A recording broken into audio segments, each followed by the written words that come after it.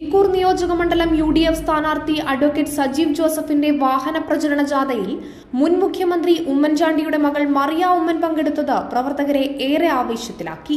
നെല്ലിക്കാമ്പൊയിൽ നിന്ന് പയ്യാവൂരിലേക്ക് നടന്ന വാഹന പ്രചരണ ജാഥയിലാണ് തുറന്ന വാഹനത്തിൽ സജീവ് ജോസഫിനൊപ്പം നിരവധി വാഹനങ്ങളുടെയും പ്രവർത്തകരുടെയും അകമ്പടിയോടെ മറിയ ഉമ്മനും മലയോര മേഖലയിലെ വിവിധ മണ്ഡലങ്ങളിൽ നടന്ന പര്യടനത്തിൽ പങ്കെടുത്തത്.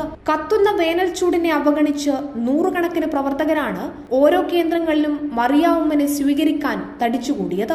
ഇരിക്കൂറിന്റെ മണ്ണിൽ പോരാട്ടം കനക്കുമ്പോൾ UDFന്റെ വികസന നേട്ടങ്ങളും ഉമ്മൻചാണ്ടി സർക്കാരിന്റെ കാലത്ത് കേരളത്തിൽ നടന്ന ജനക്ഷേമ പ്രവർത്തനങ്ങളെയും വീണ്ടും ഓർമ്മപ്പെടുത്തുന്ന തരത്തിലായിരുന്നു പ്രചരണ ജാഥയിലെ മറിയ ഉമ്മന്റെ സാന്നിധ്യം. ഉളിക്കൽ ടൗണിൽ വാഹന റാലിക്ക് ലഭിച്ച വലിയ സ്വീകരണം സജീവ് ജോസഫ് വീണ്ടും കരുത്തുകാട്ടാനിറങ്ങുമ്പോൾ ഇരിക്കൂറിന്റെ മണ്ണിൽ ഇത്തവണ എതിർ പാർട്ടികൾക്ക് കനത്ത വെല്ലുവിളി തന്നെയാകും എന്നതിന്റെ ഓർമ്മപ്പെടുത്തലായി മാറുകയായിരുന്നു.